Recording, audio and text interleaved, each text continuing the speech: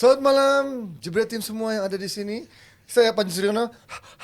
Keren sekali sekarang ya. Ini ada tampilan baru dari DP yang membuat sekarang tampilan lebih kelihatan profesional. Dan gue pun juga ngomongnya juga harus lebih cool ya. Udah gak bisa, halo DPI jebret tim ketemu lagi. Gak boleh kayak gitu lagi ya. Gak bisa dua tangan ya? Gak bisa dua tangan karena ada ini, ada pembatas buat main wahana di Dufan ya. Oke, udahan main ya. Ya, selamat datang di DPI hari Jumat, dimana kita akan membahas 4 episode. Dan hari ini kita buka dari hasil-hasil UCL dulu. Tapi sebelum kita ngomongin lebih panjang soal UCL, mungkin gue juga mau ingatkan kalau kita dalam bulan November nanti akan ada pertandingan antara dua GOAT, yaitu Taufik Hidayat versus Raffi Ahmad, dan masih banyak lagi pertandingan lainnya di turnamen di pertandingan itu, di The Juara namanya ya Mas Haryo ya. The Juara, Jebret Tim pantengin terus IG Jebret Media untuk infonya. Siap-siap juga war tiketnya, dan makasih juga untuk Sari Mande dan Awi untuk kok ada Sari Mande sama Awi? Salah. Sari Mande sama Awi gue pikir akan memsponsori ini. Taunya ini udah di closing. Jadi ini adalah GOAT match yang ada di bulan November tanggal 29 tahun 2023. Ini antara Taufik Hidayat sama Raffi Ahmad, tapi itu juga ada tentang bukan badminton, karena ini kalau badminton pasti Raffi akan berat sebelah lawan Taufik Hidayat yang udah legend untuk juara Olimpiade juga, juara dunia juga. Jadi ini di tenis, dan selain Raffi Ahmad dan juga Taufik Hidayat ada pertandingan-pertandingan lain yang gua rasa tuh kalau nggak salah udah ada teaser-teasernya, ada podcast Ancur sama podcast agak lain. Terus juga ada pengusaha dan juga Valen lawan siapa tuh? Gading Martin lawan ya, dan bos-bosnya inilah Jebret Media, sama juga Ririn Ibnu lawan Judika dan istrinya ya, itu yang membuatnya.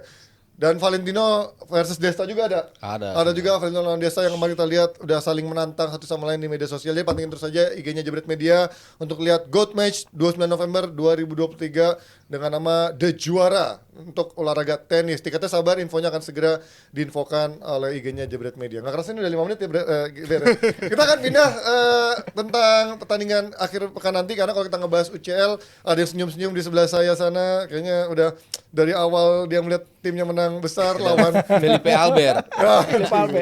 Gino lah. Tidak ada yang menyangka, tapi mungkin Firzi pasti menyangka kali ya, dalam hati dia pengen menangkan itu. Cuman kita nggak akan bahas itu, karena kita akan membahas dulu dari Rizal yang akan bilang ini pertandingan yang juga menjadi bisa dibilang pertandingan yang juga bisa menentukan juara Premier League akhir musim ini. Ada Arsenal menghadapi Manchester City, yang kita lihat ini sama-sama sebenarnya lagi pincang, tapi mungkin lebih deg-degan Arsenal ya, karena mungkin Arsenal di satu sisi kayaknya udah senang Rodri nggak ada nih, KDB nggak ada, tapi justru talisman mereka di lini serang Bukayo Saka juga kemungkinan besar nggak absen. Update-nya so far gimana Mas Aryo atau Firzi dari update terakhir? Mungkin nggak dia tampil? Ada harapan nggak dia tampil? Kayaknya nggak ada sih, dari sana semuanya negatif. Nggak ada harapan menang berarti ya? Iya, harapan menangnya menipis. Karena kalau kita bicara main di Emirates saja, City bisa menang 4 kali, Arsenal cuma 2 kali. Artinya kan nggak masalah juga bagi City untuk bertandang ke Emirates. Lalu tadi bicara absensi pemain gitu. Si Rodri nggak main, si De Bruyne nggak main. Itu jauh lebih nggak bermasalah buat City dibandingkan Saka nggak main di Arsenal. Itu jauh lebih bermasalah. Ini pemain mencetak gol terbanyak sejak Arteta datang.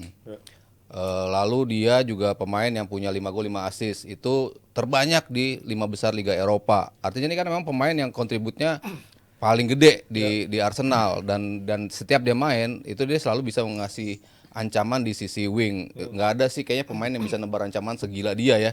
Kalau kita bicara di Premier League ya, mau Salah mirip-mirip lah gitu. Cuman mungkin Saka one on one-nya lebih bagus dan speednya lebih bagus dibandingkan Mo Salah.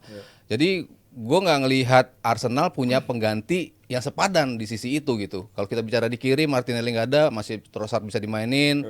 Si Bukayo Smith terus satu lagi siapa, Reiss Nelson bisa main di sisi kiri. Tapi di kanan lu nggak punya pembanding yang sama kualitasnya. Pablo Vieira kemarin dicoba, tapi dia bukan pemainnya seperti itu. Dia pemain yang bisa lebih ngedelay permainan, lebih tenang bermainnya mungkin nggak, tapi dia nggak punya kecepatan yang bisa dikasih sama Saka. Jadi akan menjadi masalah besar bagi Arsenal ketika Saka nggak main.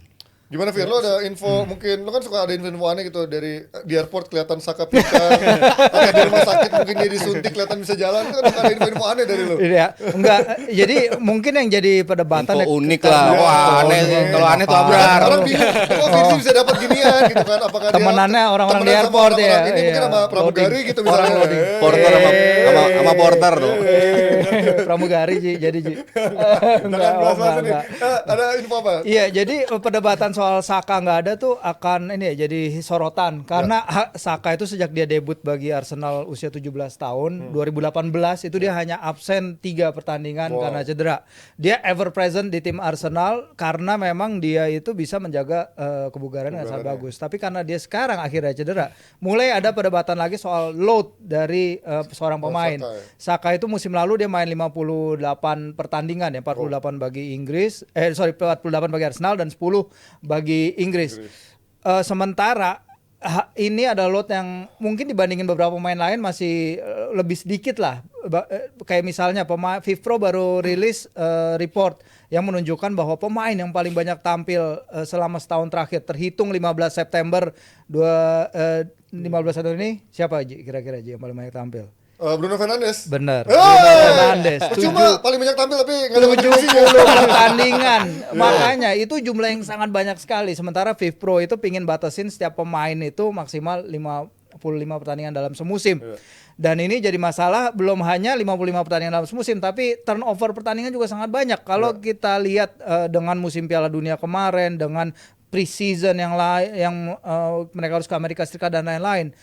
FIFPro itu menyarankan setiap musim itu harus ada jeda antara 28 hari sampai 40 hari. Tapi Saka melapor kembali ke Arsenal setelah season kemarin berakhir ke pre-season trainingnya Arsenal itu dia hanya istirahat 19 hari. Jadi pemain yang tadinya ever present yang tadi selalu bisa tampil akhirnya setelah bertahun-tahun dia tidak ada masalah akhirnya jadi korban juga dia karena banyaknya beban laga karena semua everything is more kan more matches seperti Piala Dunia akan lebih banyak pertandingan, Piala Eropa udah lebih banyak pertandingan, Liga Champions tahun depan akan lebih banyak pertandingan lagi. Jadi the problem di sini. Jadi ya mau nggak mau ini adalah suatu situasi baru yang harus dihadapi oleh generasinya Saka sekarang. Jude Bellingham juga bahkan katanya memainkan 30% pertandingan lebih banyak dari ketika Wayne Rooney seusia dia waktu itu, Ji. Ya, waktu di MU dan juga mungkin dari Everton juga pindah ke MU ya. Tapi keren banget ya, gue sebagai host juga nyata ada isinya juga ya. Tadi Firzi nanya, gue bisa tahu semua kan. Bener ya. Bruno, Rodri kan. Bruno, sama Lautaro Rodri, Martinez kan. iya. Lo kan host merangkap pandit lo. Hah? Iya, oh iya, sorry, lupa. Tapi kalau ngomongin nggak cuma Saka gitu, ternyata titik lemah Arsenal ternyata udah kelihatan kemarin lawan Lens juga ternyata dari sisi bertahan transisinya ada kelemahan juga. Apakah Saliba juga overload juga atau justru yang ngelapisnya Zinchenko kemarin juga nggak bermain optimal ketika membantu pertahanan? Ya gue mulai dari Saliba dulu ya. Menurut gue Saliba sih musim ini ya fine-fine aja selayaknya Saliba musim lalu, tapi mungkin standarnya agak shaky sedikit. Tapi kalau soal performance overall secara solidan ya tetap solid si Salibanya. Ya. Kalau dibandingkan dengan back-back kompatriotnya, contohnya Gabriel, ya. Abis itu si Kiwior masih lebih solid kan si Saliba. Si Gabriel tuh jauh lebih buruk musim ini dan seperti musim lalu juga dia paling error prone lah dibandingkan back-back Arsenal lainnya. Itu jadi kalau gue buat Saliba sih dia masih nggak tergantikan dan masih statusnya masih back terbaik yang dimiliki oleh Arsenal sekarang. Yang jadi masalah untuk Zinchenko menurut gue bukan dari segi performance dia yang menurun, tapi segi left sided-nya dari segi sisi kiri Arsenal itu si Zinchenko, Havertz dan biasanya Martinelli atau siapapun yang di sisi kiri itu yang kerap jadi masalah baik dari segi ofensif maupun dari segi defensif karena dari si Zinchenko-nya ini dengan kehadiran Havertz gue rasa dengan hadiran Havertz nggak cuma Zinchenko doang yang menurun tapi teman-teman sekitarnya juga menurun juga. Itunya Havertz ya. Iya, jadi terlalu banyak area yang harus dia cover, terlalu banyak peran yang seharusnya bisa dilakuin sama Havertz malah dilakuinin sama Zinchenko. Jadi double peran di atas lapangan itu nggak ideal sebenarnya. Tapi untuk gue sekarang gue sih udah firm untuk bilang kalau Havertz ini udah jadi masalah ya untuk sistem Arsenal, khususnya untuk sistem di Arteta sekarang di musim ini. Tapi kalau lihat prediksi ntar Mas lawan City siapa yang akan turunkan nanti dari strikernya, tengahnya sampai backnya? Kayaknya kalau nambel di kanan yang memberikan dampak yang sama ya. Karena kan Martinelli kan Ini kemungkinan emang Abraham asu masih masukin Masih Saka Saka. loh. Terlalu optimis, Berharap atau banget. mimpi, atau doa, atau lo mau nyederin pemain andalan lo sendiri gitu. ya mungkin perubahannya si Smith Rowe tuh banyak yang minta dia Iya sih, main ya. dia he deserve itulah chance Iya, untuk mendapat buktiin lah. kesempatan ya walaupun Havertz belakangan udah mulai membaik lah ya, mulai involve in the game. Masih optimis ya Mas sama Havertz. Masih dong. Sementara yang orang suka lupa mereka tuh kenapa di kirinya berantakan karena kan sebenarnya nggak ada Martinelli tuh pengaruhnya gede loh. Ngaruh. Maksudnya ketika lo neken terus back kan mereka tuh nggak bisa Bisa keluar naik, sembarangan, nggak bisa keluar. Dengan Itu leluasa, kan? itu kelihatan banget waktu lawan Spurs kayak gitu. Ya. Mereka lawan Lens kemarin juga kayak gitu. Dari sisi kiri itu menjadi berantakan ketika lo nggak punya Martinelli. Nah, sementara itu lo harus tapi ya Trossard udah berapa kali main di posisi itu. Ya. Cuman kan masalah di sisi kanan di mana nggak ada Saka tadi. Gue rasa Gabriel Jesus yang akan dipindahin ke sisi kanan. Kayak dulu City ya. Ya di City kan berapa kali dia pernah mainin cukup lama walaupun dia ngaku nggak suka di posisi Iya, itu. tapi lumayan Tapi efektif dulu kontributnya ya. cukup Ada, banyak ya. kelihatan. Maksudnya Pep terus mainin dia di situ karena Karena kontribusinya mungkin temannya dulu cukup masih ada gede. siapa Aguero, ada Ferran Torres ya di situ ya. Sterling waktu itu juga oke Sterling dia. ya. iya. Soal sekarang kan Nketiah gitu ya. Ya di tengahnya lu mau nggak mau Atau Havertz ya? tengahnya Iya. Nketiah, di kanannya Gabriel Jesus. Ya mungkin kalau dari sisi ofensifnya gue lebih melihat itu. Tapi kalau bek kiri, lo setuju sama Tomiyasu seperti ini atau tetap memaksakan Zinchenko Iya. atau siapa dicoba di sana? Tomiyasu kita lihat dia bisa one on one markingnya dia lumayan Lebih ya kalau bagus menghadapi ya, Bang. pemain yang bisa cut ke dalam ya karena dia kan juga kaki kanan main di kiri pasti lebih solid. Nah kita akan lihat nanti siapa yang bermain juga dari City di sisi kirinya City yang akan berhadapan di sisi kanannya City yang akan berhadapan dengan Tomiyasu ya. Siapa Bernardo biasanya Iya, atau siapa? nah makanya kita akan lihat kalau dari kanan misalnya kan City sukanya menotong ke dalam ya. Kalau menotong ke dalam punya back kanan punya back kiri yang kaki kanan itu akan lebih bagus. Cuman ya itu tadi minimize mistake dalam transisi itu sih yang diperlukan karena kita lihat David Raya juga sebenarnya punya potensi untuk bikin salah-salah juga nih dari beberapa pertandingan terakhir nih. Tapi kalau melihat menghadapi City kan sekarang dia cukup opsinya cukup banyak lini serang. Bahkan Doku udah lumayan mencuri perhatian Pep juga di saat mungkin kayak Grealish juga belum terlalu optimal gitu. Lu melihat lini depan City siapa? Akan langsung make Alvarez, Haaland dengan Doku dan siapa atau akan ada satu striker aja? Gue rasa tiga pemain itu punya peluang besar untuk start bersamaan dari Kayak gini awal. Ya, karena juga belakangan mereka lebih ngasih impact, khususnya ketika lawan Leipzig kemarin ya hampir Ini seri. belum pernah. Tapi dengan hadirnya si Doku itu ngubah jalannya pertandingan. Gue rasa dia lebih efektif apabila dimainkan di kiri ketimbang di kanan. Bernardo Si musim Doku ini belum pernah ada di posisi ini kan ya? Apa udah? Belum kan? Belum. kan? Biasanya Nah, Rodri dan mungkin Nunes. 2 musim atau 3 musim Karena ada lalu Rodri ya? kan. Iya. 2 musim 3 Sama musim lalu Stones pernah. kayaknya kemungkinan bisa comeback juga, Nah, tapi itu nggak tahu good sebagai ini starter sih. apa enggak. terlalu. Itu akan lebih oke di posisinya Nunes. Gue rasa dengan hadirnya Stones itu akan jadi pembantu banget bagi sistemnya City karena Jadi dengan dia pembantu ya? ketidakhadirannya Rodri itu kan sangat-sangat butuh tuh tipe back yang bisa ngisi di area sentral itu, dan itu biasanya ketika nggak ada Rodri itu hilang di match-match ketika lawan Newcastle, lawan Wolves itu Iya, hilang dua-duanya peran-peran kalah. itu. Tapi ketika lawan Leipzig gue ngeliat si Rico Lewis main ngisi perannya itu. Perannya City itu sistem yang dibangun sama Pep ini kelihatan kayak berjalan lagi. Jadi gue ngerasa peran back yang bisa ngisi tuck in, ngisi ke tengah gitu untuk jadi pendampingnya siapapun yang akan Nunes, dimainkan sebagai pivot nantinya itu kan sangat membantu baik itu Stones maupun si Rico Lewis. Gue rasa salah satu dari mereka harus start di pertandingan lawan Arsenal nanti. Iya, karena itu yang diomongin juga manajernya Wolves ketika Wolves menang ya lawan City kemarin. Mereka bilang kita punya senjatanya untuk menekan pivotnya City karena ini dia bedanya ya ketika si Rodri main lawan Leipzig kemarin Rodri itu bikin 107 umpan sukses. Ya. Sementara Mateo Kovacic ketika melawan Wolves emang dia main 65 menit tapi angkanya itu hanya 48. Bahkan kalau secara rata di average paling banyak si Kovacic hanya akan bikin passing sebesar 60 pass per laga. Itu jauh banget dari angkanya Rodri. Jadi buktinya Rodri itu sirkulator bola yang jauh lebih baik, jauh lebih diperlukan. Sementara Kovacic kalau main di situ dia nggak punya positional play-nya tuh rada berantakan karena dia kan sebenarnya playing as a number 8. Dia lebih banyak bermain sebagai number 8. Sementara Rodri kita tahu dia posisinya number 6 di mana sirkulasi bola lewat dia. Nah, ini dia yang tadi Rizal juga bilang, kayaknya Rico Lewis layak dapat kesempatan karena yang udah pasti Calvin Phillips kayaknya nggak akan dipaksain tampil di lawan Arsenal karena emang trustnya si Guardiola nggak ada aja ke dia. Udah gitu Stones mungkin dia bisa jadi option tapi apakah dia yang yang Rusty belum pernah main sama sekali jadi starter. It's risky juga. Risky juga sih. Fitnessnya Rico belum. Lewis setiap kali main dia bisa manfaatin space, dia bisa manfaatin opera, dia bisa lihat ruang dan lain-lain. Bagus, cuman itu dia. Mau nggak Pep bisa percaya dia apa enggak? Terutama dia deliver kalau sampingnya Rodri. Iya, itu dia Lewis, ya. masalahnya. Kalau dia bisa nggak dia gantiin? Kalau sendiri. emang sampingnya Rodri, bisa nggak dia pengganti? Dan kemarin kan menang lawan Leipzig pun ada Rodri juga kan. Dan menurut Iya. lu Mas, nanti ketika ada lawan Arsenal nggak ada Rodri lagi, kerasa banget gak goyang nih lawan Arsenal? Lumayan sih. Cuman dia itu maksudnya dari sisi Saka, dari sisi Iya, itu juga Martinelli, itu kan Arsenal juga punya defisit juga. Mungkin yang berantem di tengah ya Odegaard, Declan Rice, itu mungkin pemain-pemain yang Declan tapi yang Rice sih bisa bakal kerja keras banget yang sih bisa forward pass untuk ngeganggu kestabilan ini kan, nah itu yang nggak terlalu banyak kan. Ketika opsi lo nggak ada Saka, nggak ada Martinelli, ya Trossard mungkin akan bisa bantu untuk turun untuk bisa rebutan bola di tengah. Itu yang gue rasa harus dimenangin dari tengah dulu. Kalau kita bicara wing, kayaknya Arsenal susah ya untuk andalin wing, mungkin bantuan. Tengah juga lawan Spurs aja kecar-katir. Iya, kalau bantuannya dari siapa? Dari Tomiyasu, dari Ben White kan nggak mungkin juga untuk bisa ngebantu mereka penetrate untuk menahan dua wingbacknya dari si City itu nggak naik kan. Ketika wingbacknya naik itu udah makin susah. Dan kalau ngeliat Arsenal tanpa Saka, kita ngeliat contoh lawan Lens kemarin lah, itu kan menderita banget ya. Mereka kehilangan sisi kreativitas, kehilangan Martinelli aja udah cukup bikin sakit bagi sistem Arsenal. Ditambah kehilangan Saka itu udah jadi different story lagi menurut gue. Tapi ini seharusnya mengharuskan bagi Arteta untuk bisa mengeksplor lagi pemain-pemain yang dia punya yang available sekarang. Karena dari profil tipe pemain-pemain lini depan yang dimiliki Arsenal, macam si Reece Nelson, Trossard, itu kan pemain yang bisa versatile, bisa dicoba di kanan maupun di kiri, bisa dicoba di sentral juga. Mungkin kita akan lihat Havertz main lagi tapi bukan sebagai midfielder lagi. Mungkin akan dicoba lebih forward, lebih ngisi posisi di depan. Jadi gue rasa ini jadi pertandingan yang ibaratnya Pep maupun si Arteta tebak-tebakan nih siapa yang bakal main di tim lo.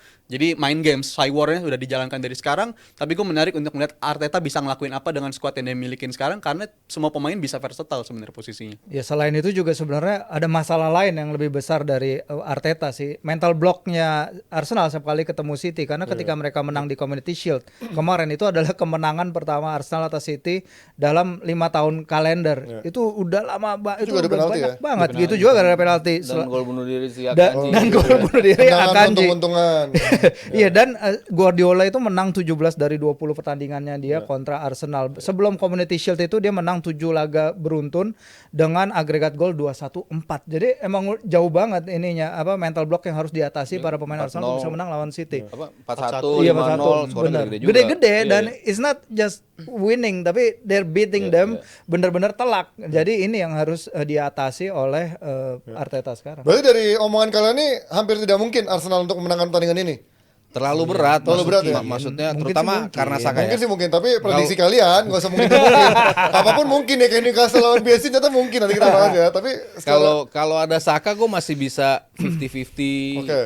Arsenal Oh, ini kalau berat ya? kalau lagi lucknya ada bisa menang gitu. Cuman tanpa Saka berat sih menurut gue. berat.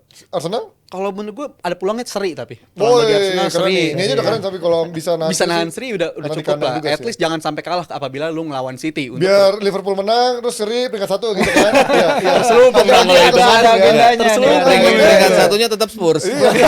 dia lagi. Gue rasa seri pun udah hasil yang positif bagi Arsenal itu untuk ngandasin mental block itu dibutuhkan. Lu bisa menahan City, tapi kan City juga jarang sebenarnya kehilangan poin beruntun di Premier League. Abis kalah gue nggak yakin mereka bakal kalah lagi. Gue mikirnya gitu. Jadi gue rasa seri akan jadi reasonable. Arsenal pun nggak perlu ngincar menang, tapi bisa nahan seri pun juga bisa dilakukan dan realistis bagi mereka untuk melakukan itu. Ya itu dia prediksi dari Virzi, Mas Haru dan juga Rizal yang mungkin Rizal bilang menjadi salah satu pertandingan penting untuk bisa menjadi salah satu faktor penentu juga untuk juara di akhir musim nanti. Kalian setuju apa enggak? Dan prediksi kalian skornya berapa Arsenal lawan City? Kita akan lanjut dengan topik yang enggak kalah serunya.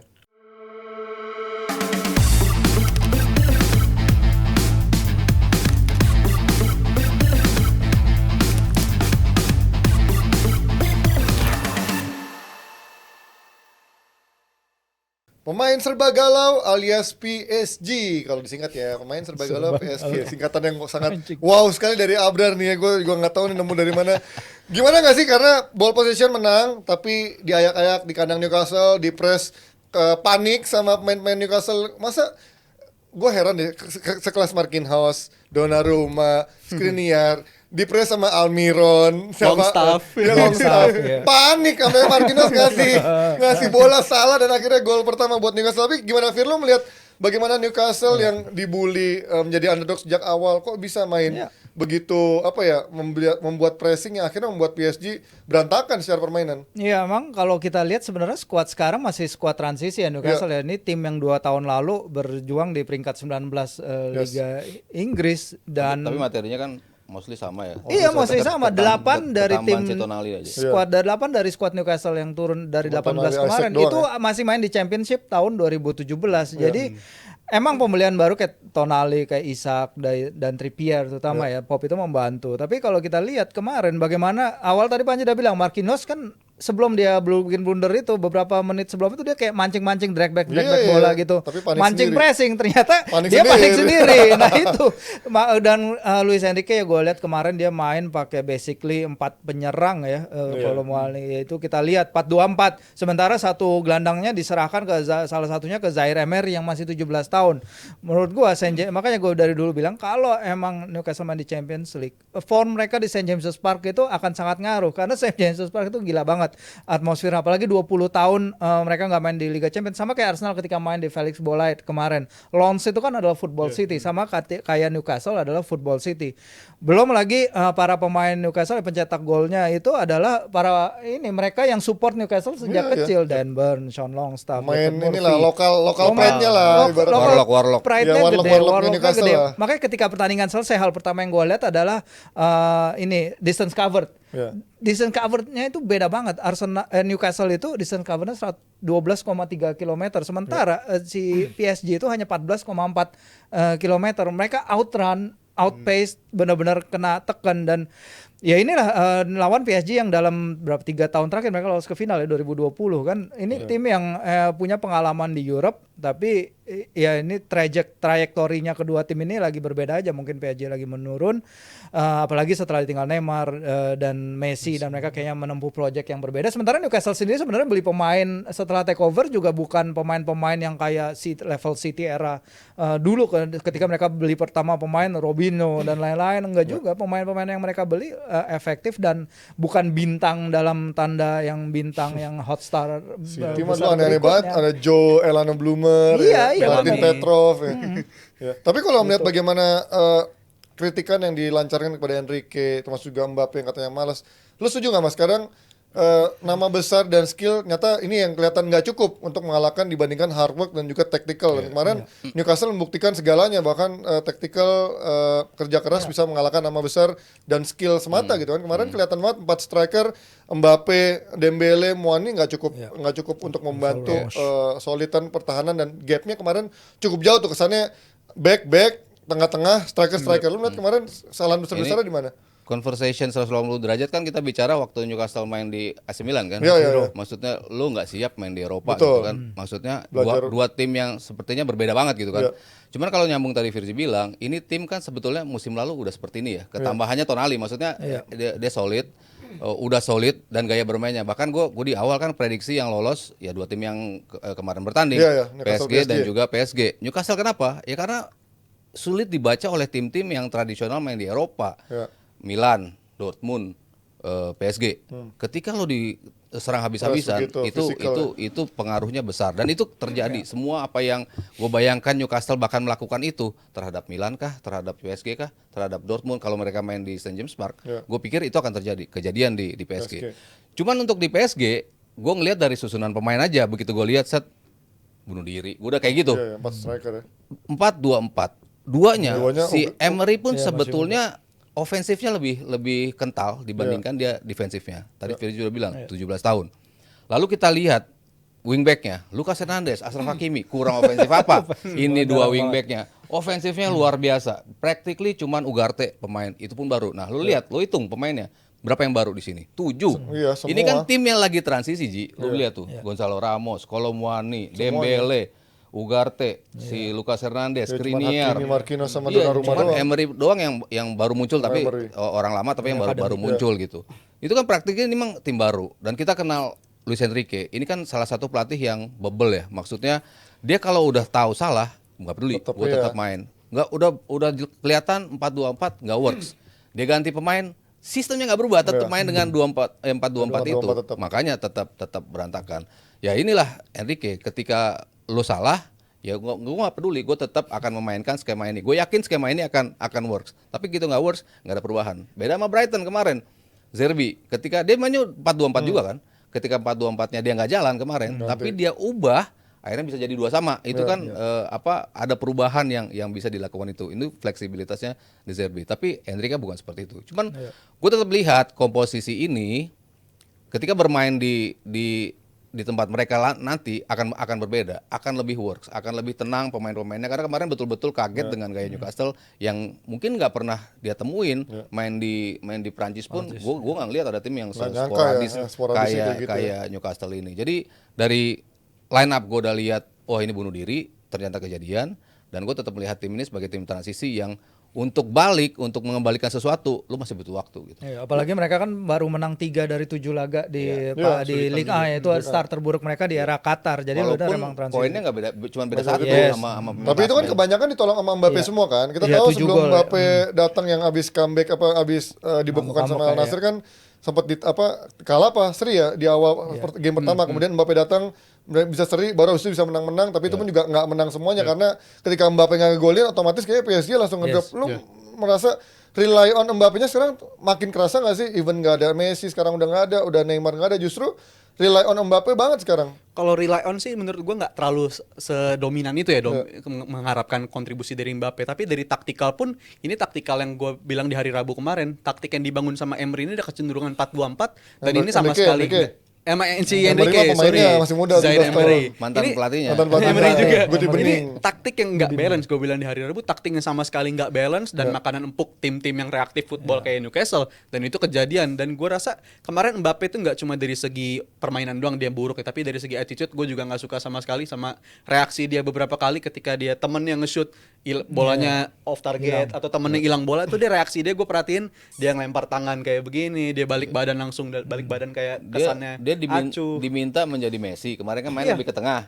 Sentral. Tapi mindset dia tuh Ronaldo gitu kan. Maksudnya gua harus bikin gol, gua harus ini, gua harus itu. Ya nggak klop gitu sama keinginan si Enrique. Dan itu yang terjadi, itu yang bener banget. Dia dicoba di number 10, lebih ke arah number 10, lebih operasional, lebih ngarah ke dia mainnya, tapi kan itu nggak berjalan sama sekali. Ini pun juga menurut gua agak mengejutkan juga, karena gua nonton Milan lawan Newcastle di game week pertama pun si Guimaraes sama Tonali number 6 biasanya nggak cocok untuk main bareng, apalagi ngelawan kaliber pemain macam Mbappe. Tapi ternyata itu bisa diredam dan lu bisa bikin taktikal yang intensitasnya bener-bener bikin PSG itu bikin kesakitan banget sih. PSG-nya itu gue rasa ini taktikal masterclass. Bahkan nggak pernah terbayang bagi gue untuk ngomong Eddie Howe ternyata lebih pintar daripada si Enrique untuk sekarang ini.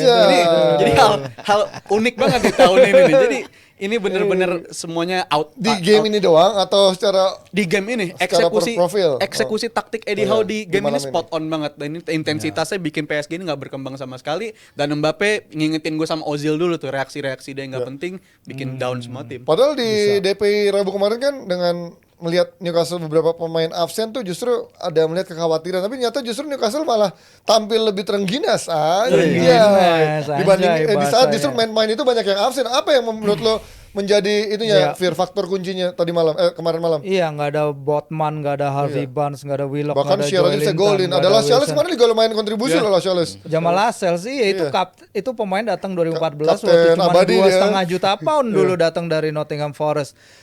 Fabian Schär golin menit 90, Newcastle lagi holding keunggulan 3-1, back tengahnya pressing sampai goal kick lawan dari goal kick lawan dia pressing dia menang. Untuk ngerebut bola. I mean ya itu dia, kalau Newcastle sekarang ini formasinya ya. Itu 2 back tengah pairing. Fabian Schär datang cuma 3 juta pound. Jamal Lascelles datang 2,5 juta pound.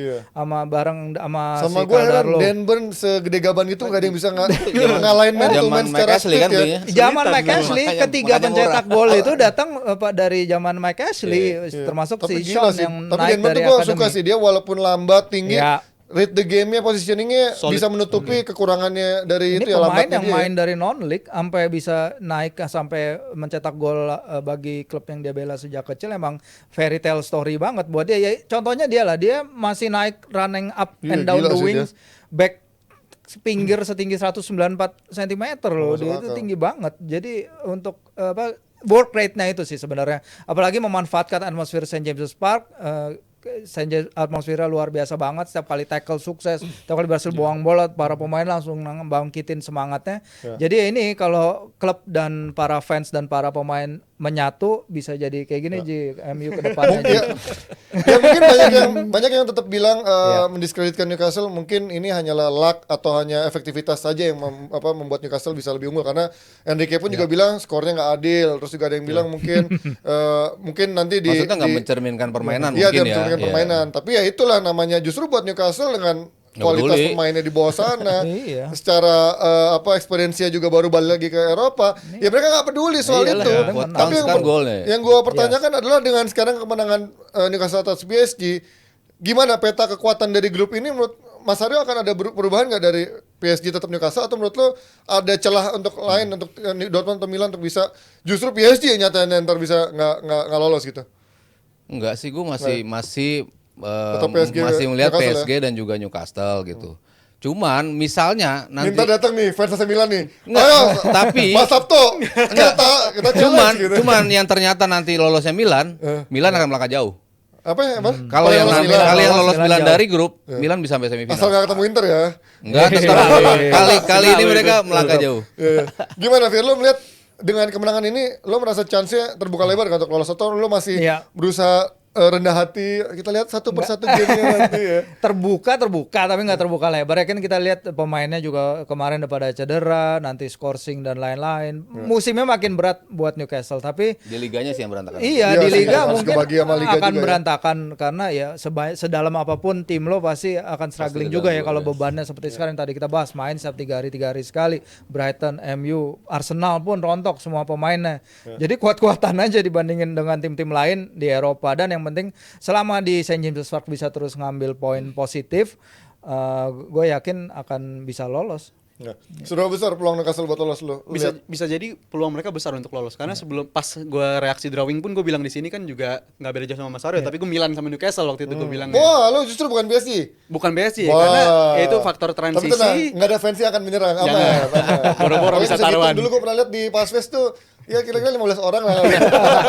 Boro-boro taruhan. Karena Pas gitu lah. pemikiran gue PSG tim yang nggak sekuat biasanya, dia tim yang transisi, dan Dortmund pun ini gue bilang kayak di Rabu kemarin, ini tim Dortmund terburuk dalam beberapa tahun terakhir.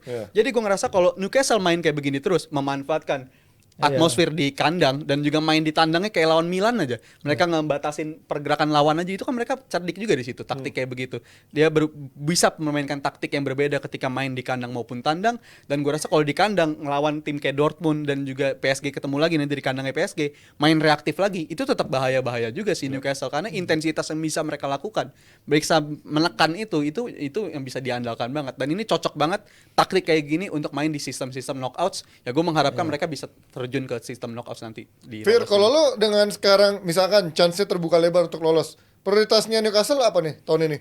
Lolos ke 4 besar lagi di Liga dan juga bisa sejauh mungkin dari Liga Champions, atau menurut lo, atau misalkan piala EFL, antara trofi. Carabao atau FA? Ya gue bilang sih pasti semua knockout akan coba dikejar. Tapi kan lihat Kondisi sekarang kedalaman. kan harus realistis kan? Ketika melawan City pun Newcastle melakukan 10 pergantian ya, Eddie Howe ya, dan untungnya juga masih bisa lolos. Ya. Tapi kalau kita sekarang Champions League pasti adalah target utama, karena udah 20 tahun nggak main di Liga Champions. Pasti Eddie Howe pingin coba sejauh mungkin di Walaupun Liga mungkin Champions. beresiko dengan Ya, konsekuensi di dengan liganya cedera ya. dan lain-lain ya. Di Liga kemarin kita lihat beberapa kali Elliot Anderson atau nanti mungkin Tino Jacob Livramento Murphy dong, main, senang taruh. dari mana aja gol tuh kan. Lawan Spurs itu. Jadi menurut gua kalau emang mengejar di Liga Champions sangat-sangat wajar sekali, karena Magical Nights seperti di Liga Champions itu udah lama nggak terjadi di Newcastle, dan pasti para pemainnya juga ingin merasakan itu, Ji.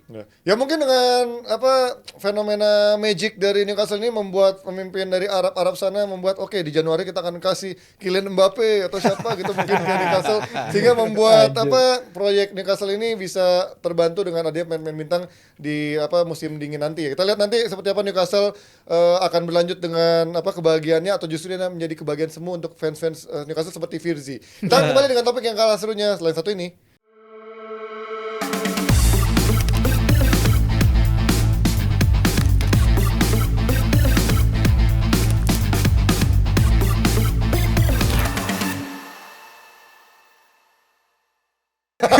Gue tadi mau pakai pantun jadi lupa kan. Tapi kumpul keluarga itu emang paling nyaman, paling hangat. Di saat juga kita lihat ada drama-drama untuk pesepak bola, di mana kemarin ada McAllister ketemu McAllister. Ya, mereka berdua adalah kakak beradik. Yang satu Alexis, yang kedua adalah Kevin. Bukan yang di Home Alone itu, tapi adalah Kevin McAllister, keluarga dari, nggak ada yang tahu ya Home Alone ya. Tahu Lu nonton nggak, Om Lon? nonton banget itu. Bukan pebulu tangkis juga kan? Bukan, Oh, bukan. bukan. Ya itu Alexis McAllister ketemu sang, ini kakak apa adik sih? Kakak, Si kakak. Kevin, oh ya adiknya tuh yang juga di tim lain kan, pemain bola juga kan.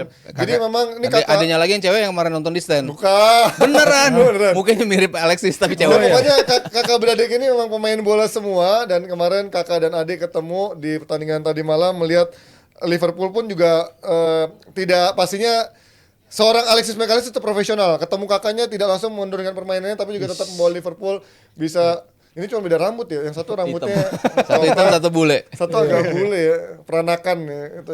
Gimana lo lihat Mas Aryo, melihat kemarin Liverpool juga tetap merotasi pemainnya, bahkan juga tidak terlalu kelihatan ngotot banget, apa mungkin juga dia menyimpan tenaganya untuk weekend nanti karena masih ada Premier League juga sebelum jeda internasional pekan depan ya. Ya, apart dari jumlah shots ya di babak pertama, gue ngeliat sih peluangnya banyak banget. Peluang mereka. Efektif ya. Ditepis sama kiper, mostly ditepis kipernya kebetulan positioningnya bagus terus, refleksnya bagus terus. Ya. Darwin Nunez berapa kali nembak, Salah, siapa? Banyak banget pemain yang coba untuk melakukan shots Jota sih terakhir ya, dan babak semua bisa ditepis sama dia. Tapi ya akhirnya datang bola tendangan dari si siapa? Trent bukan Trent tuh yang Gravenberch. ya Tendangan Trent sebelum terus golnya. disambur sama Gravenberch. Gravenberch. Ya kalau gua ngelihat secara overall, gua nggak suka sih cara main Liverpool. Iya, kemarin Maksudnya sloppy banget gitu, terutama di tengah, terutama di posisi Endo jelas banget Agak ini. lambat kemarin, kayak agak membosankan sih kemarin gue nonton, walaupun emang ada peluangnya gitu ya. Ya mereka lebih direct sih. Maksudnya serangan-serangannya tuh Monoton. forward pass-nya dari Gravenberch ternyata banyak yang works gitu. Dia kan lebih ngambil peran itu gitu. Sementara Endo di tengah sama Curtis Jones sama Harvey Elliott lebih sering di tengah, tapi forward pass-nya lebih ke samping, tapi yang forward pass-nya yang lebih banyak Gravenberch. Jadi gue ngelihat yang paling positif mungkin di sisi itu. Cuman dari selebihnya, Tsimikas sloppy banget di sisi kiri. Di kanan juga Trent juga nggak bagus juga, banyak kehilangan bola juga. Bahkan dia bisa ngegolinnya datangnya justru ketika dia switch pindah ke kiri. Terus di depan Jota sama Nunez kayak sering rebutan posisi. Berapa kali di musim lalu Jota kan seringnya di tengah, sementara Nunez di kiri. Atau Gakpo yang di tengah, si Nunez di kiri. Berapa kali dimainin seperti itu. Cuman kemarin tuh berapa kali saling tabrakan di posisi itu. Jadi kinerja di depannya juga masih jauh dari memuaskan. Klopp juga bilang ya win-nya bagus untuk tim setelah kemarin kalah, tapi mereka bisa menang, ada rasa bounce back gitu. Cuman dari the way they play, terus terang si Klopp juga sendiri nggak suka sih dari permainannya. Ya apalagi lawannya kan cuma Union Saint Gilloise itu kan, maksudnya secara ya itulah cara bacanya kan. Tapi dia pemimpin di Liga Belgia, Bi. Paham kan cuman ya tau lah lawannya kan juga tetap Liverpool secara permainan beda. Lu ngeliat kemarin Kayak Arsenal ketemu Longs kan, cuma di Liga Belgia. Kalah juga. Tapi langsung Union ketemu- itu kan di tahun lalu lumayan jauh. Iya, tapi sekarang peringkat 16 ya. 2 tahun lalu siapa? Union. Silang. Oh, Lang. Enggak, Si Union itu 2 tahun lalu peringkat runner up. Ya. Iya. Tahun lalu runner up di regular Tahun lalu season-nya siapa sih juaranya geng ya? Antwerp. Oh, Royal Antwerp. Antwerp. Keren. Terus Antwerp peringkat 3 di musim lalu. Sekarang lagi mimpin klasmen. Emang tim ini stabil walaupun pemainnya banyak yang cabut. Salah satu si Boniface yang cabut ke Boniface. Leverkusen. Iya. Tapi tetap tajam juga mainnya dan bisa memimpin klasmen di Belgia. Berarti kan tim ini sebetulnya something gitu. Nggak jelek-jelek banget. Nggak jelek-jelek banget. Dibandingkan si Lask ya kemarin tuh emang jauh kelihatan. Tapi kalau ini ngelawan, maksudnya gritty juga, gaya mainnya ngotot, pressingnya bagus. Emang Liverpool juga susah juga kadang-kadang keluar dari tekanan. Iya, dan Tapi ya memang- Liverpool tuh emang nggak boleh slip juga sih, maksudnya mereka kan 6 kali juara Eropa ya, dan pertandingan kayak gini emang di atas kertas gampang, tapi pada nyatanya If you play diuji juga. the starting 11 mungkin beda Iya, cerita. iya, gampang. Tapi kalau Kalau lo rotasi ganti seperti ini sih rotasi udah pasti lo akan good result lah buat gini-gini. mereka ya. Harus pinter juga karena semua orang everybody wants to beat Liverpool. Semua di grup ini pasti sasarannya Liverpool nih harus bisa kita kalahin. Nah, itu yang membuat Klopp juga nggak boleh slip dalam selection pemain, dalam mentality pemainnya, dalam terutama membagi jadwal juga dengan Liga Inggris, karena kalau misalnya koefisiennya Inggris juga bagus kan di antar klub Eropa, Inggris kan Dapat kayak akan tambahan dapat satu. tambahan satu Iya. Liga Champions musim depan. Jadi mereka juga harus berjuang untuk ini. Kalau kita lihat beberapa klub terakhir Inggris yang main di Liga Eropa, mungkin masalahnya jadi cedera ya, kayak kita lihat Arsenal musim lalu cederanya ketika laga kontra Sporting si William Saliba. Nah ini mungkin hal-hal seperti ini yang klub harus hindari, karena kita tahu lawan-lawan mereka pasti ingin membuktikan diri sebesar-besarnya melawan juara Eropa 6 kali ini, dan untuk mereka rotasi ya kan Liga Eropa nggak semudah kelihatan ya. Brighton aja Iya. 2 kali Keteteran ketahan tuh. ya di Marseille, dan sebelumnya juga mereka di Kalah di AEK AEK Athens ya, Athens. ya di kandang sendiri. Nah makanya ini kompetisi yang mungkin dianggap setengah mata tapi sebenarnya bisa jadi batu ganjalan juga bagi banyak Ya, tim. karena mainnya juga dekat dengan Liga Inggris. Yes. Tapi dan di satu sisi kan memang rotasi memang perlu dilakukan, mengingat memang tadi Europa League juga mainnya lebih dekat dengan weekend. Ditambah sekarang Liverpool juga lagi dalam kondisi bagus di jalur perebutan juara di papan atas. Bahkan sekarang bukan nggak mungkin bisa disebut sebagai title contender bersama City dan juga Arsenal kan. Kalau orang mungkin tahun lalu mengiranya hanya Arsenal sama City lagi, Liverpool mungkin akan ada di bawah, tapi sekarang mungkin Liverpool ada di posisi yang sama dengan Arsenal dan juga City sebagai title contender. Lo melihatnya sekarang apa yang harus dilakukan sama Klopp untuk dengan menjaga rotasi ini, karena kemenangan kemarin kan otomatis membuat dia harus merotasi skuadnya ya. Dan betul. di lawan Brighton nanti siapa yang akan jadi starting line up? Karena gue belum melihat Gravenberch tuh bisa nyetel sama McAllister, Szoboszlai menjadi 3 gelandang itu. Mungkin nggak Gravenberch main starting sama mereka nih lawan Brighton besok? Gue sih mungkin, tapi idealnya kan belum tentu. Ya. Karena kalau dia mainin secara bersamaan tiga-tiganya, itu kan tiga-tiganya sama-sama tipe yang positif, lebih nyerang sih selalu positif passingnya, selalu forward Ya. segala macam. Gak ada yang tipe ngedelay dulu segala macam. Itu bisa jadi masalah kalau tiga-tiganya main bareng. Walaupun tadi malam gue ngeliat Gravenberch salah satu pemain yang paling menonjol lah Ya. dibandingkan sama kayak Kwanza. Dibanding Wataru sama itu. Ya. Kwanza sih gila ya. Bagus banget. Orangnya kalem-kalem aja gitu, nggak kelihatan gimana banget, tapi solid banget gitu. Ya itu Gravenberch bagusnya di situ, dan dia gue rasa kita ngeliat lagi nih versi dia seperti yang di Ajax, bukan versi dia di Munchen, karena di Munchen sama Nggak sekali pernah nggak main kelihatan.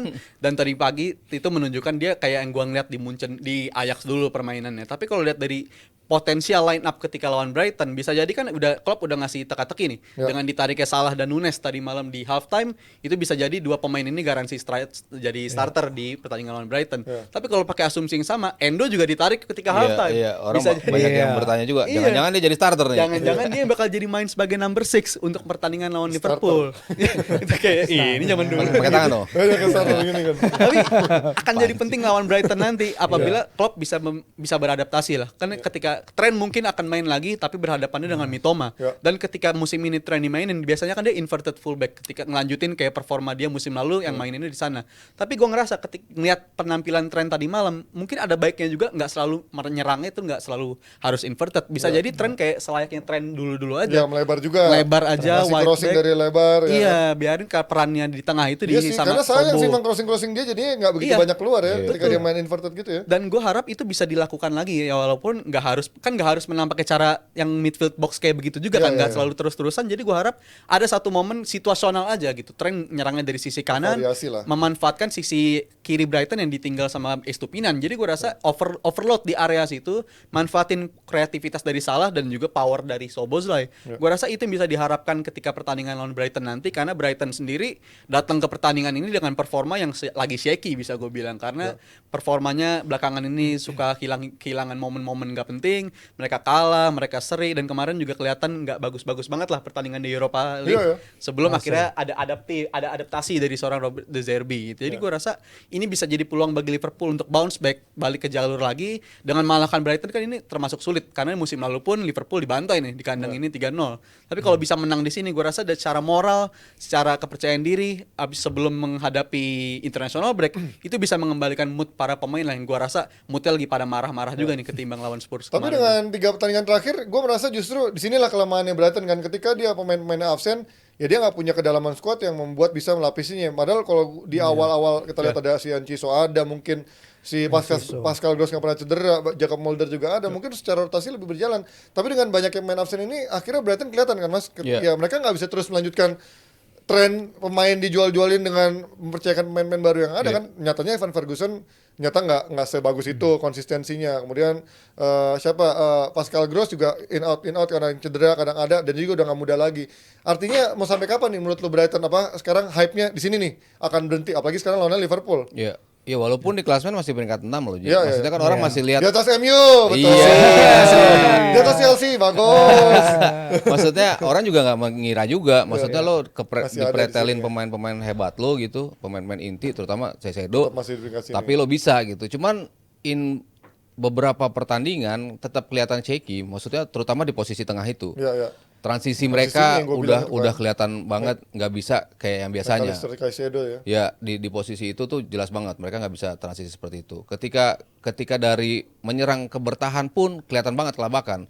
Ketika mereka unggul, Pascal Gross tuh akan tampil luar biasa. Iya. Dia kalau dalam posisi unggul, dia bisa dengan delay bolanya, Bagus. visinya tuh kayaknya bisa ngeliat semua permainan gitu. Beda ketika mereka ketinggalan dan harus bikin gol. Mungkin itu yang gue rasa beda dibandingkan Brighton musim kemarin dengan musim ini. Cuman De Zerbi kan akhirnya banyak belajar. Kemarin lawan Marseille ternyata dia bisa ngubah situasi Reaksi, dari posisi tertinggal 0-2 bisa menang menjadi bisa 2-sama. Perubahan-perubahan itu yang walaupun 4-2-4 tadi akhirnya bisa berubah 4-3-3, ada perubahan yang bisa dia lakukan. Dari sistem dia bisa ngakalin sistem, tapi komposisi pemainnya itu yang nggak bisa dia ubah. Konsistensi nanti yang akan bicara lagi, siapa yang bisa konsisten terus sampai akhir, itu yang bisa dipakai terus sama De Zerbi. Cuman kalau yang setengah-setengah agak turun naik, nah itu yang jadi masalah utama buat mereka. Ya 3 pertandingan terakhir kan Brighton selalu menang atau bahkan seri, dan sekarang saatnya Liverpool bisa manfaatkan momentum itu, Fir, menurut lo? Dengan banyaknya pemain absen dan juga lagi nggak bagus. Apalagi kalau kita lihat bagaimana Klopp bisa merotasi skuadnya, sementara De Zerbi cenderung mainin full tim ya. Ketika melawan Marseille dan juga ketika melawan AEK Athens, Estupiñán. Kemarin Mitoma main 90 menit, Pascal Gross juga. Dan mereka berada dalam situasi yang mungkin mereka juga ingin, kan pertama kalinya Brighton juga lolos ke kompetisi antar klub Eropa, jadi mereka juga ingin go forward jauh di turnamen itu. Kalau gue bilang ya dengan turnaround games yang sangat pendek ini ya dia yang bisa mengatur komposisi timnya lebih baik, yang bisa merotasi timnya lebih baik, bisa akan jadi menang dalam pertandingan nanti. Karena di Liga juga Brighton kan up and down, kemarin 1-6 kalah, sebelumnya bisa ngalahin Newcastle 3-1 beberapa pekan lalu. Tapi konsistensi itu yang mereka masih susah nyarinya, Ji. Dan ini yang buat gue juga mungkin yakin Liverpool on the upper hand di laga nanti. Lo pasti Liverpool ya. Liverpool saya tanya sama lo. Lewat aja. Gue pindah ke MU. Kalau Kalau masih Liverpool. Dan ini MU akan ketemu Brentford ya. Secara Brentford walaupun lagi nggak sebagus musim lalu, Lagi jelek, tapi tetap aja Brentford tetap bisa selalu menjadi. Tetap aja MU lawan siapa aja susah menang. Betul, masalahnya itu. Mau lawan siapa? Tapi Mark Flecken nih lebih jelek dari Onana nih kayaknya nanti. Iya.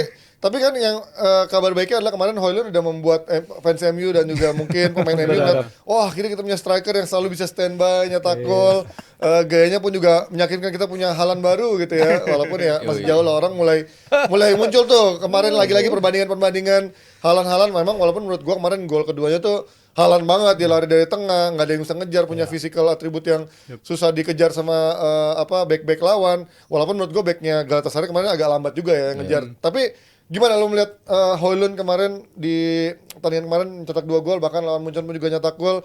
Apakah sekarang di Liga Inggris dia bisa akhirnya nyetak gol, memecah telur di Premier League? Dia nyetak gol atau enggaknya tergantung si support dari wingernya Lagi, itu. iya, Si tadi itu benar. Rashford Jawabannya maupun pintar. si Anthony dan sebagainya. Iya, Jadi gue rasa untuk itu seharusnya MU sadar dia punya striker yang kalau lu ngirim bola ke kotak penalti terutama Ada dia 6 yard selalu. box saja itu bakal dihajar sama dia bakal muncul di sana, dia akan selalu alive lah ibaratnya, selalu hidup di kotak penalti. Itu sebuah keuntungan bagi United, apalagi si Ten Hag juga punya reputasi ketika bekerja dengan striker macam ini kan bisa bagus juga. Di Ajax pun dia juga bisa ngelakuin itu. Dia seharusnya bisa memaksimalkan peran dari Højlundnya ini. Tapi gue ngerasa di lain peran si lini-lini lainnya itu, gue sih mengharapkan ya Højlund udah nggak perlu gue komentar banyak-banyak lagi karena dia bisa menggaransi sebuah gol lah. Gue rasa gol bisa hadir dari dia. Tapi di lini lain, terutama di second line, gue sih mengharapkan si Amrabat itu akhirnya dimainkan sebagai posisi ternyamannya dia sebagai defensive midfielder. Tapi kan di kirinya lagi nggak ada kan masih? Iya. Pakai cara Dalot, Mas. pakai Menurut cara gua ini sih. Mas, Terus pakai kanannya? cara Lindelof. pakai Kayak waktu cara eranya Oh, iya, Mourinho. bisa. ala-ala pakai City, Liverpool gitu pakai si Moss tipenya center back. Oh, Ya center iya, back kalau nggak ditaruh itu di model kiri. itu. Iya, jadi ntar Lindelof Siapa lah. Lindelof? bisa tuck in Tengahnya di ya situ. si Varane sama Evans Mau atau nggak mau. Magedon nggak usah lah. Magedon nggak Ya usah. mungkin Maguire dibutuhkan juga karena gue mengharapkan Ya, bisa ya. ada leadership di lini Ya kalau belakang buat itu. lawan Brentford gue masih bisa lah karena Iya. Brentford sering main bola-bola crossing juga kan. Ya, tapi gue ngeliat kemarin kan Onana kita ya sorotan semua ke Onana. Tapi gue mengharapkan di pertandingan ini dia start lagi. Ini gue serius gue mengharapkan dia start lagi dan si Amrabat yang main di posisi murninya supaya kita tahu nih kita bisa ngukur juga seberapa krisis si MU sebenarnya dalam segi permainan, dari segi taktikal kita bisa ngeliat bisa mengukur seberapa parah permainan mereka apabila semua pemainnya udah main di lini terbaiknya. Dan Mount pun gue rasa di 3 pertandingan terakhir yang paling memuaskan itu di antara pemain MU lain selain Højlund Iya, iya. itu si Mason Mount ketika dia balik menawarkan sesuatu yang baru. Jadi gue mengharapkan ini ya seharusnya bisa jadi kickstart bagi United, kemenangan di besok seharusnya bisa jadi milik mereka. Ya walaupun sayang ya efektivitasnya Mount tuh masih jelek banget. Kemarin sebenarnya ada 2 peluang yang menurut gue harusnya waktu dia zaman di Chelsea lagi prime itu harusnya gol tuh bola-bola kayak gitu, tapi nyata kemarin nggak begitu gol. Tapi kalau melihat dari kemarin Bruno sangat jelek banget, Fir, lu merasa kasih nggak sih satu laga Iya. dia dicadangin dulu biar ngeliat Mount bisa explore di tengah minimal. Iya, kita tadi udah lihat ya bahas ya Ji ya berapa beban pertandingan Iya, yang 72 diambil. pertandingan. Pemain paling capek di dunia sepak bola Iya. itu Bruno Fernandes. Makanya Baik ngomel-ngomel bagi mulu kan klub tiap dan main Iya, ya. makanya ngomel. Makanya ngomel-ngomel tapi temennya Kayak diomelin Mama diem itu. aja nggak ngaruh. Jadi sebenarnya bukan hanya Kapten the suka performance ngomel-ngomel. menyerang ya.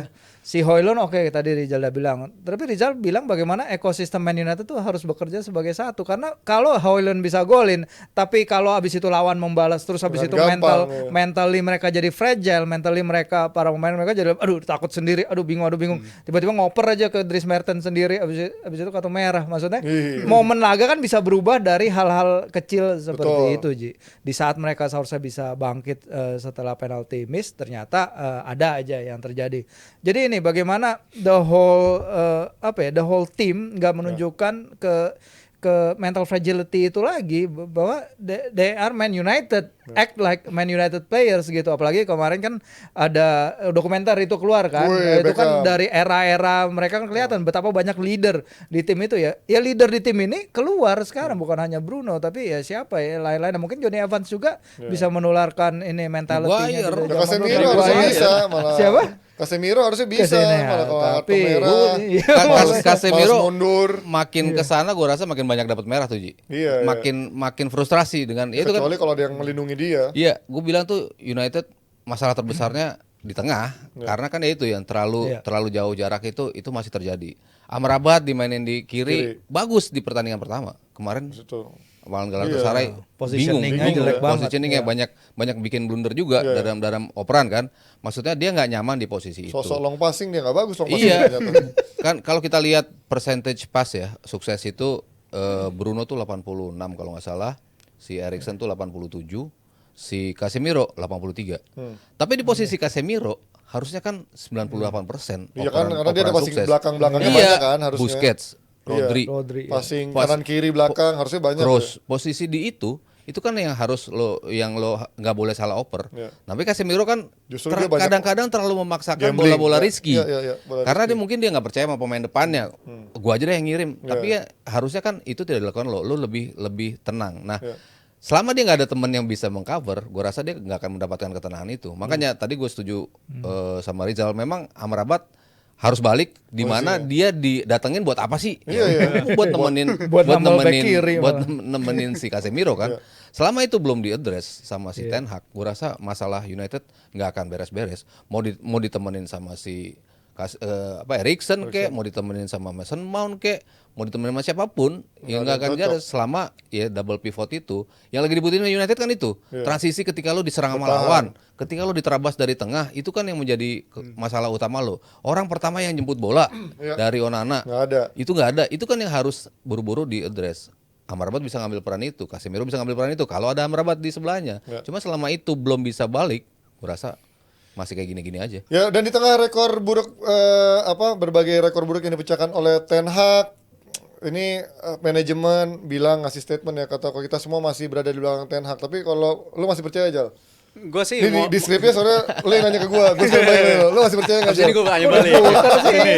Sini. Kan soalnya dia nggak nanya gue tahu. Gak ada ini nih, Nggak ada instruksi bidding, nih. nggak ada bidding. Kalau gue sih ya seharusnya Kalau tipe pelatih Singkat yang 1 menit disuruh. Kalau fans Liverpool. pelatih yang musim lalu bisa ngedeliver trofi dan juga bisa menawarkan arah baru lah, dimensi baru, itu seharusnya layak dikasih kesempatan.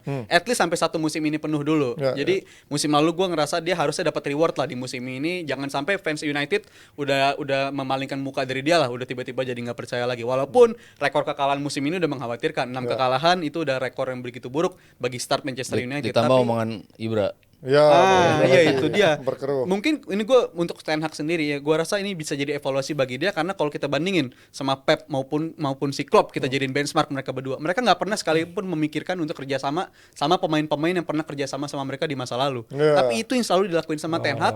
Jadi ini kombinasi yang begitu buruk, pelatih yang begitu sentimental terhadap pemain-pemain lamanya dikombinasikan dengan scouting United yang begitu buruk juga soal pendekatan soal profil pemainnya. Dan negosiasinya juga berantakan. Itu buruk Harganya juga. masih Jadi mahal. apabila lu memikirkan Ten Hag untuk out, ini masalah bakal jadi masalah jangka panjang gitu.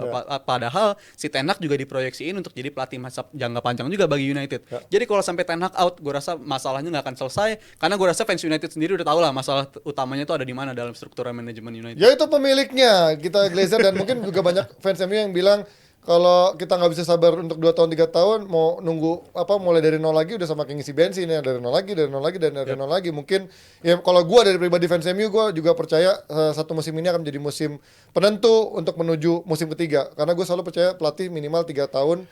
Ketika memang hasilnya masih nggak memenuhi ekspektasi, ya udah waktunya 3 tahun mulai mikirin ganti pelatih. Tapi so far Ten Hag masih dalam benefit of doubt untuk para fans dan juga manajemen untuk melihat bagaimana transisi dia, karena pemain udah dikasih walaupun harganya mahal-mahal dan juga dukungan udah dikasih.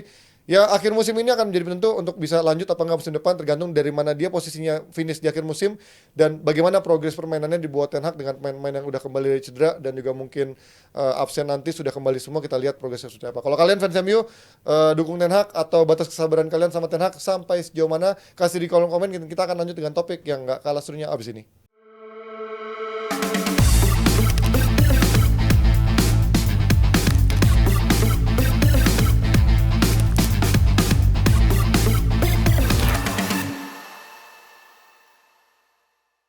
Kurang lebih 7 tahun lagi, artinya gue udah kepala 4 nih. 7 tahun lagi, sekarang gue 35, 36, 41 ya.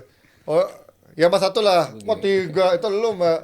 41. Nah kalau Mas, gue udah megang botol nih. kalau Mas Aryo, Segan tuh jadinya. sekarang 45. Lu berapa 45 sih? 49. 49. Pas 9, berarti 4 tahun lagi udah 53. Hampir se-Coach Jasin ya, berarti 4 tahun lagi.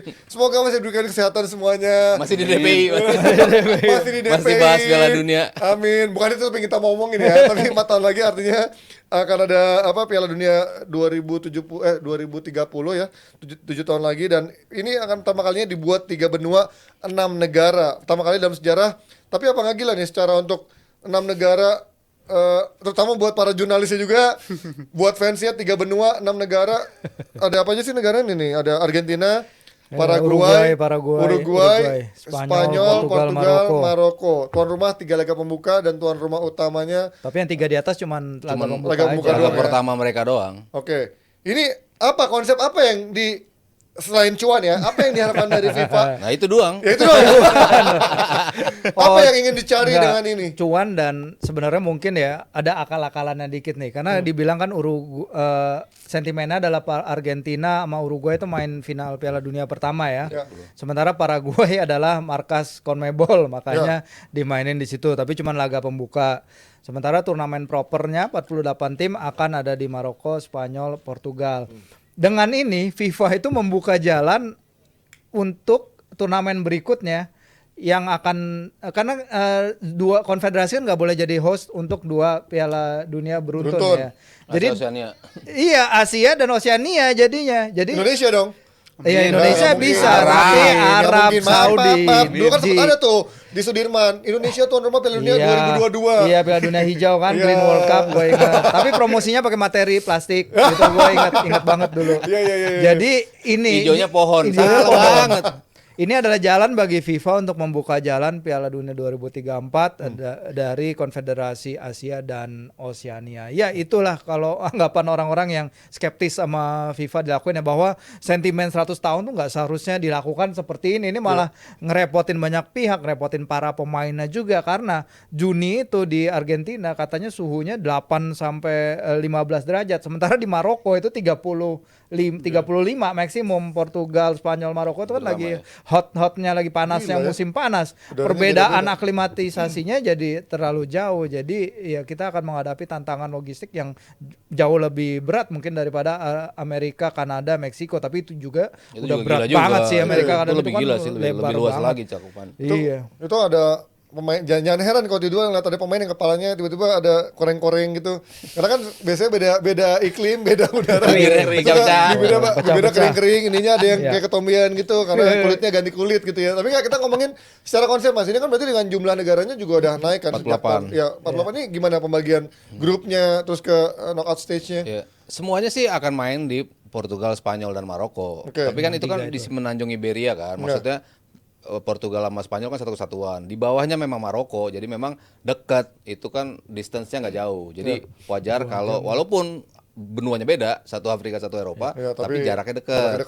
Nah, yang bikin aneh kan emang 3 negara ini. Maksudnya ya Uruguay kalau lo untuk nostalgia, ya kenapa nggak kasih aja buat mereka, bikin aja di Argentina, Uruguay, Paraguay Piala Dunia ini gitu. Kan. Ngapain itunya di Eropa gitu. Nah, kenapa mereka akhirnya mau untuk melakukan itu? Ya karena mungkin mereka ngerasa kali ini kita nggak bisa bersaing dengan fasilitas yang ada di Eropa. Jadi ya udahlah, as well take it aja lah, ada tawaran seperti ini untuk main di awal, walaupun ya tadi Paraguay-nya ngapain gitu. Kalau Uruguay-nya kan udah jelas. 1930 kan memang di Uruguay. Itu memang adalah faktor seperti itu. Ya kalau kita bicara dan timnya juga pernah berprestasi gitu kan di Copa America bisa ada 2 kali berturut-turut kan pada waktu itu kan 2015 dan 2016 karena ada sentimen juga. Euro kemarin dibuat rame-rame kan juga karena ada sentimen juga berapa puluh tahun gitu ya. Jadi gua rasa yang bikin aneh tuh yang kayak gitunya. Cuman kalau kita bicara Piala Dunia di Spanyol, Maroko sama Portugalnya, gua rasa sih ya fine-fine aja. Walaupun agak aneh di pertandingan awal doang. Kenapa lo harus pindah ke sana untuk nanti memainkan semuanya di situ. Tapi yang gua lucu sih banyak media terutama Eropa ya skeptis banget lah dengan ini. Mereka bilang apakah nanti fans akan datang bla bla bla bla bla bla. Lu nggak tahu Piala Dunia. Kenapa nggak lo bikin di Amerika Selatan aja kalau memang lo menawarkan warga Amerika Selatan untuk nonton. Padahal mau di Piala Dunia di mana aja, Amerika Selatan datang semua itu. Kolombia ada terus di mana-mana. Kan fans paling gila Amerika Selatan kemarin. Iya, Argentina fansnya ada di kemarin mana-mana. Argentina sama apa ya? Kolombia. Pokoknya dua Amerika Latin lah. Kolombia selalu. Chile juga ramai terus ada. Jadi kalau orang bilang nanti fansnya nggak bisa bayar. Datang mereka. Qatar seberapa tinggi harga tiketnya? Iya, penuh semua datang. Maksudnya kalau orang bilang ini akan memperberat fans bla bla bla bla. Fans yang zaman dulu Piala Dunia 86 82 ya mungkin beda. Pakai karavan jalan bikin tenda sebulan mereka di situ gitu kan. Hippie. Iya, gitu tapi kan sekarang udah beda. Yang nonton bola tuh emang orang-orang berduit semua gitu kan. Harga tiket 80 juta, ada yang beli kok yang kayak gitu. Maksudnya udah dunianya memang udah berbeda. Jadi untuk bermain di 3 negara itu udah menjadi kewajaran sekarang. Kalau untuk finalnya di mana nih? Udah ada ini belum? Belum. Ada yang bilang di Marrakesh, ada yang bilang di Madrid ya. Madrid kan punya stadion baru tuh 83.000 capacity. Jadi ada kemungkinan di situ, tapi kayaknya belum dipastikan secara resmi sih at least. Portugal juga GR tuh katanya. Portugal juga GR juga pengen dapat. Iya. Kalau lu sebagai jurnalis Fir, ini menguntungkan biar lu dapat DLK, dapat pergian lebih banyak, atau justru lu ngecovernya juga lebih lama, lebih capek, atau ujungnya shift-shiftan? Enggak, tadi lihat tiket Marrakesh Madrid itu kayak cuma 300.000 gitu naik Ryanair. Jadi ternyata emang banyak, karena Marrakesh Madrid kan banyak orang Maroko dan yang keturunan Spanyol ya kan. Jadi banyak diaspora kedua negara yang saling bertukar tempat tinggal itu. Flightnya cuma 3 jam dan ini ya distance-nya jauh lebih bisa dilahap. Ke Madrid kan, ke Sevilla lebih dekat lagi. Iya, Sevilla lebih dekat lagi dan ini jauh lebih tolerable ketimbang di Rusia. Waktu dulu temen gua ada yang naik perjalanan naik Jauh mobil banget ya. 24 jam Jauh-jauh, jalan dari daratnya Moskow katanya. ke Samara dan ke Saint Petersburg juga jauh lagi. Tapi tetap benar ketemu juga orang Argentina juga. Ada juga. Yang pertama ada di Moskow, ketika itu gua ketemu orang Peru, orang Kolombia, orang Amerika Latin, orang-orang Amerika Latin Gila, Latin gila sih gila semua. ya. Mereka pasti mendukung Die hard fans negara luar biasa. Orang Meksiko terutama mereka luar biasa. Jadi pasti kalau emang liputan pasti in or around situ deh. Apalagi Maroko kita tuh bebas visa kalau nggak salah 30 hari. Jadi kalau emang ada yang mau nonton bisa ke situ lumayan nggak perlu ambil di bayar Maroko visa aja dan gitu. lain-lain. Ambil di Maroko aja pertandingannya. Tapi menurut gue kalau ngomongin soal skeptis ya gue termasuk yang skeptis karena terlalu banyak keputusan-keputusan yang diambil level FIFA sekarang itu banyak keputusan yang bikin kita mikir gitu, bikin kita mikir.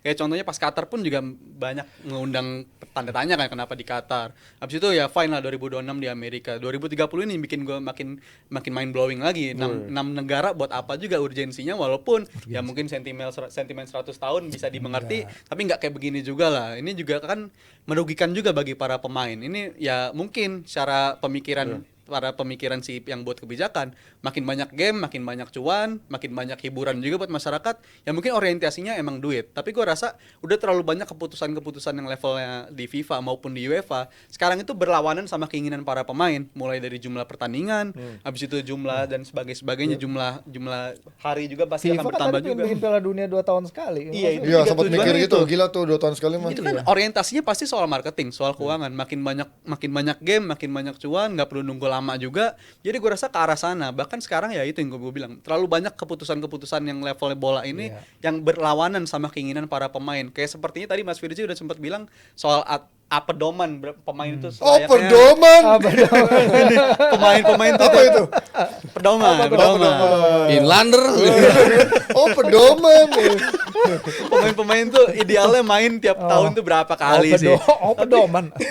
Gue makanya dengernya pedoman apa sih, kenapa pedoman ya? Itu saran dari Vipro itu. Iya, Tapi Vipro kalau sampai 55 adanya kebijakan kali ini, gue rasa makin over ya karena makin banyak peserta juga ya makin overplay juga dan akibatnya bagi para pemain ini bisa jadi karirnya nggak bakal panjang-panjang lah kalau main ini tiap tahun game kayak begini terus bisa jadi. Kira-kira 2030 Messi udah pensiun belum ya Piala Dunia?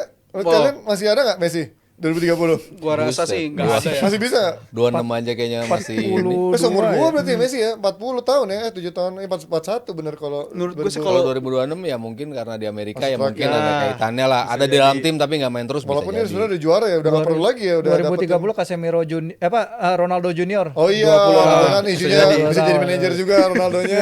Ronaldo Juniornya jadi pemainnya jadi kan. pemain main-main lo. Tiago-nya Messi main dan Tiago anaknya juga rival loh. Tapi kalau kita ngomongin Messi ini kan menarik karena isunya dia terakhir kan lagi cedera, bahkan gue siaran sama Saryo ya di TV sana Yes, dan yes. Messi juga nggak main, tapi katanya demi Argentina dia siap main walaupun mungkin dalam kondisi nggak bugar. Lo kalau melihat ini akhirnya prioritasnya Inter Miami nggak dianggap sebesar itu dong berarti kalau ketika berhadapan dengan timnas yang bahkan dia ada juara sama timnas ya kan? Iya, tapi kan gue bilang maksudnya udah nggak mungkin buat Inter Miami itu ngejar playoff. Oh, iya. Maksudnya itu doesn't make sense kalau mereka maksain.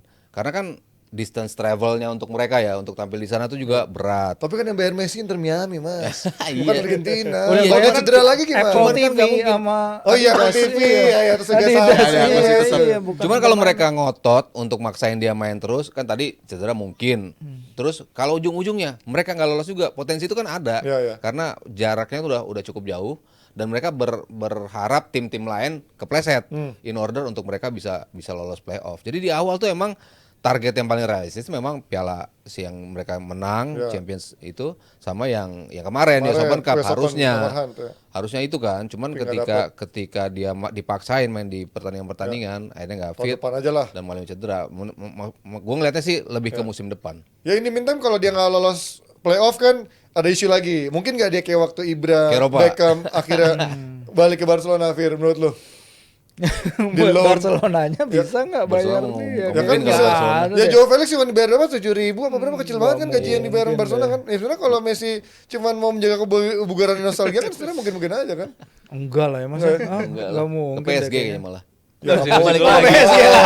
Nggak mungkin. lebih nggak mungkin. Newcastle gue Newcastle. Newcastle. Mungkin Enggak nggak lah, kan? enggak lah. Chance itu ada nggak? Atau sekarang nggak mungkin karena dengan sekarang dia sering cedera juga, Inter Miami juga nggak mungkin ngizinin.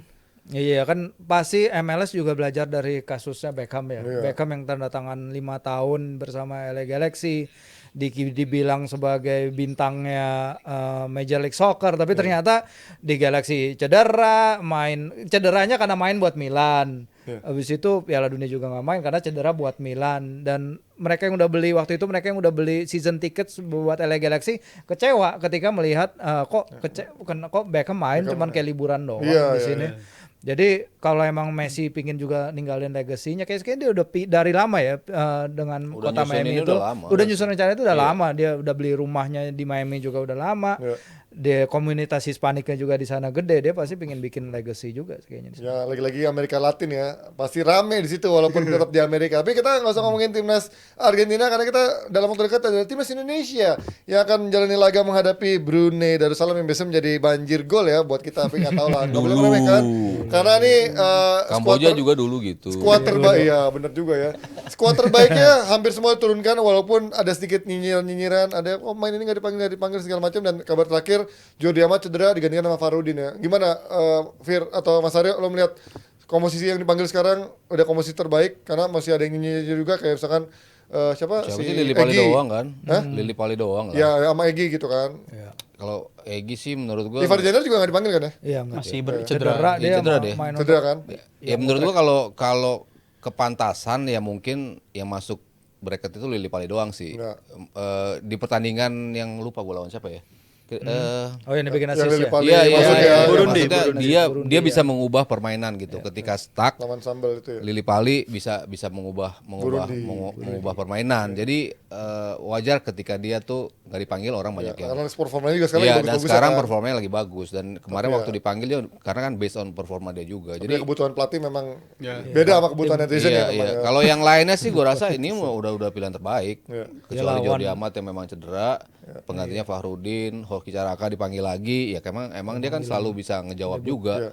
In part of berapa kali bermain pasti dibikin gol gitu kalau si Hoki Caraka. Kalau dari gue sih ya Lili Pali lebih ke arah preferensi pelatih ya kalau soal pemilihan dia. Tapi kalau soal si Jordi Amat digantikan oleh Farudin, gue ngerasa juga cukup fine aja karena Farudin sendiri kan bukan pemain baru yang dipanggil sama Senior. Sinteyong. Farudin tuh sering Sebelumnya dipanggil. Gue Gue malah pernah main aja. malah jadi kapten. Capsnya paling banyak nih Gue sekarang. malah kalau Twin Tower dibanding Elkan Bagot, gue lebih milih Fahrudin sama Rido. Iya, karena kan di musim Sekalian, di gitu. AFF dan segala macam dia yang jadi reguler main. Lawan Iya, Brunei ya, reguler lawan Brunei. Bukan anak baru yang dipanggil Sinteyong, ini udah dari nama lama, bahkan udah banyak kerjasama di beberapa turnamen sama Sinteyong, dan juga jadi sebagai leader pun juga bagus banget di lini belakang, mainnya tenang segala macam.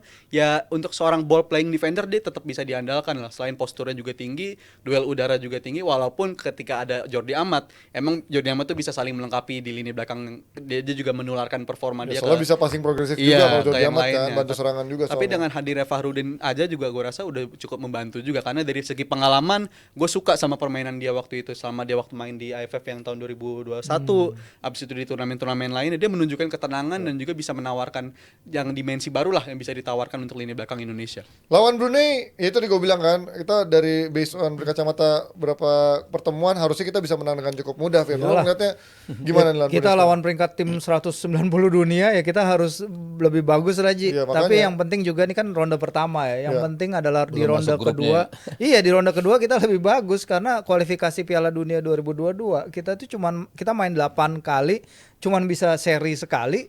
Kalah 7 kali, itu pun lawan Vietnam, Malaysia, Thailand. Pada pertandingan pertama kita udah leading 2-0 dulu dari Malaysia. Waktu Iya ronde era McManamy kan. Iya, zaman era Simon mencetak 5 gol, kebobolan 27.